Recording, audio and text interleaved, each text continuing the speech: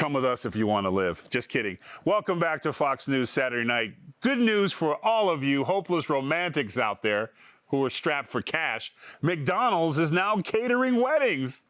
OMG. And the package starts at only $200. I don't know if you can use McBucks for that or not. Everyone knows who McBucks were. All right. Yeah. All right. I know my age group. Yeah. For that, you get 100 chicken sandwiches and 100 McNuggets. But there's a catch for now. It's only available in Indonesia. Come on, man. Fake news. Oh, sorry, B. Yeah. For better or worse, we were told it could be available here soon. So what's the worst meal you've ever had at a wedding? I would have to say the cake. Joining me now to discuss, co-host of Fox and Friends, Brian Kilmeade, Fox News medical contributor, and BCBoost.com founder, Dr. Janet. I always ruin this. Nishiwai. Dr. J. Dr. J's in the house. I like that. And my friend and yours, comedian Joe DeVito. Sorry, your list was kind of short of accomplishments. But so you won't be bad. Joe, let me start with you. Yeah. Imagine telling your friends you're having a destination wedding in Indonesia, and then you get there and it's McDonald's. That's perfect. I think it's a good idea. I would like to hear someone say, "I now pronounce you man and wife. Would you like fries with that?" I think Burger King is the place you want to go because you get the crowns and you can put a ring on it. You can put an onion ring on it. That's perfect. And you can have it your way. You're going to have it your way. We're getting all the plugs in. Now, listen, obviously, you're going to register at Walmart and Walgreens, right? Absolutely. So, doctor, from a medical standpoint, is this a good meal to have on your wedding night? You know, this is so romantic, isn't it? It's like the perfect recipe of living longer. But, you know, I do think with all the cholesterol and the salt, you know, that till death do us part might come a little bit earlier. But, hey, Comes with listen, paddles. I mean, we are in an economy that's struggling and inflation, so we need this culinary, you know, economic, you know, help. So, you know, you don't blame them. They're doing the best they can, right? Listen, now, the people on the street, B, have said, and I'm calling you B because it's my show, there's people on the street who says that you're, you know, cheap. I like to use the term frugal. So, as a happily married man, would you ever consider this for like an anniversary special? Okay. So, like you could renew your vows and order from the dollar menu at the same time. Series of subtle insults will sink in later when I watch this back. But Tyrus, here's what I think. You're going to watch it? You know, absolutely. Thank you. You're kidding. I have cable now. Yes. You know who would love it? Trump. Remember, he gave fast food to the Clemson football team. You know, he says, listen, this is all American. Number two is what I've always heard, and I don't know if you guys got this, is, you know, I could lend you money for the wedding, or you could do it cheap and you could keep that money for your house. Right. So this, to me, would make a lot of economic sense. Don't waste money. No one remembers the food. They remember the time. Hey, guys, the food's on the table. Eat when you want. Let's dance. Let's have a good time. There's so much good and all-American about this. The only sad thing, it is in Indonesia, and it's not the healthiest thing.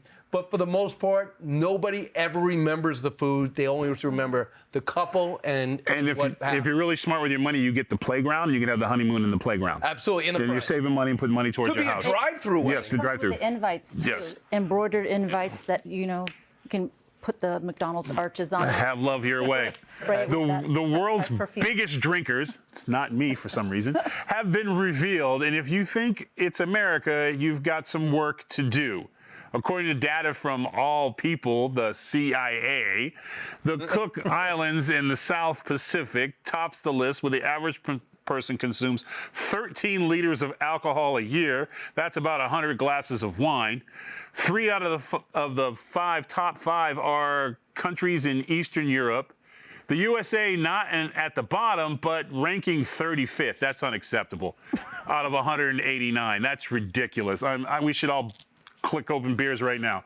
And if there's a panel, is anyone here surprised that we are 35th on the list? I am surprised because, you know, with all these fraternity parties and the football tailgating, I expected us to be a little bit higher. But I was shocked. Overseas, though, they start at age 16. That's the legal age. Here it's 21, so they got 5 years up on us. But their level of alcoholism is much higher. So yeah, because I didn't drink till I was of legal age. That right. Yeah. Yeah.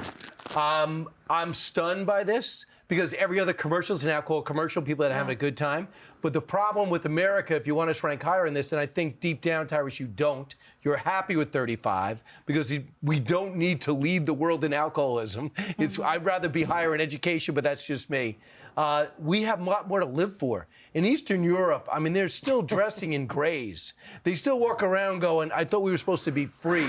The wall came down, it was supposed to be better. I'm concerned that Russia's going to try to invade us tomorrow. So they have a reason to want to escape. What, are you mad at me?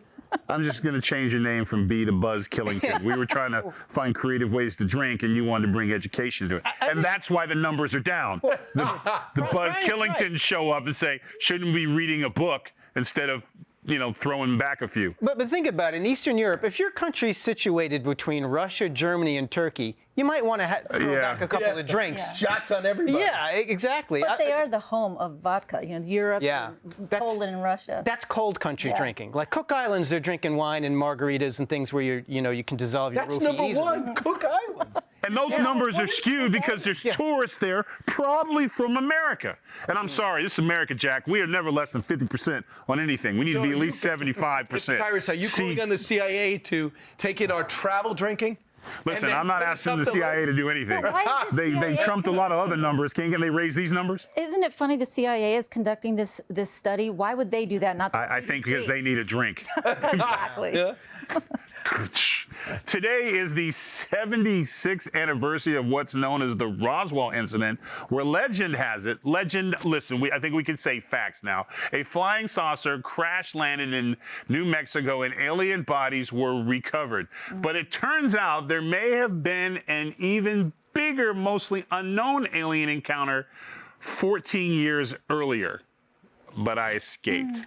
The Italian researcher has released handwritten documents, so you know it's true, and sketches apparently describing a UFO crash in northern Italy in June of 1933 that was recovered by an Italian dictator, Benito Mussolini. Wow, that must have been "Take me to your leader." I bet they wouldn't say that again. Disappointed. Yeah. The researcher also says the U.S. got a hold of the UFO after World War II and studied it in our own secret UFO program. Why is this just now coming out? Just one other thing, little known Tyrus fact: I bought the land out at Roswell. I own the land out there. Oh, yes. 17 acres. So there's going to be no digging unless it's on my watch. What's there right now? Right now? Right now. We don't know. We don't know. But I know I've got it. Wow. Yeah, I've got it. Just so it's there.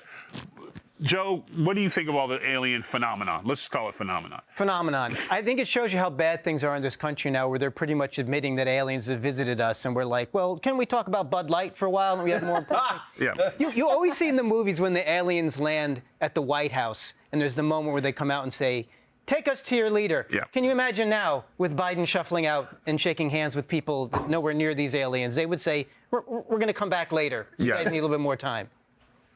I don't know. I'm thinking this is all science fiction. I'm very skeptical, and I'm just not convinced of what is going on. Where is the UFO that supposedly, that crashed, that the U.S. forces found and brought to the U.S.? Where is it? Well, I tell you, technologically, we have accelerated way above everything else. And you wonder if we got the jump start from another planet.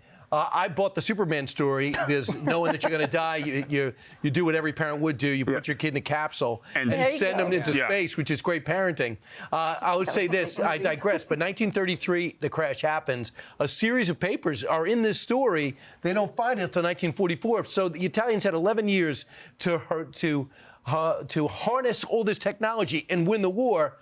They still lost. So let's be honest, for 70,000 years, we had a rock and stick and couldn't figure it out. Right. Yeah. Something happened when we got pyramids and iPhones. Just putting it out there. Yeah. Just putting it out there. I think Brian's Yeah, forgetting something how happened. great the Italian military did in World War II. I think that explains. Right. They weren't really at the top of their. We haven't had our. They were actually 39th on the list. Right, yeah. Hitler was Yes. Hey, Sean Hannity here. Hey, click here to subscribe to Fox News YouTube page and catch our hottest interviews and most compelling analysis. You will not get it anywhere else.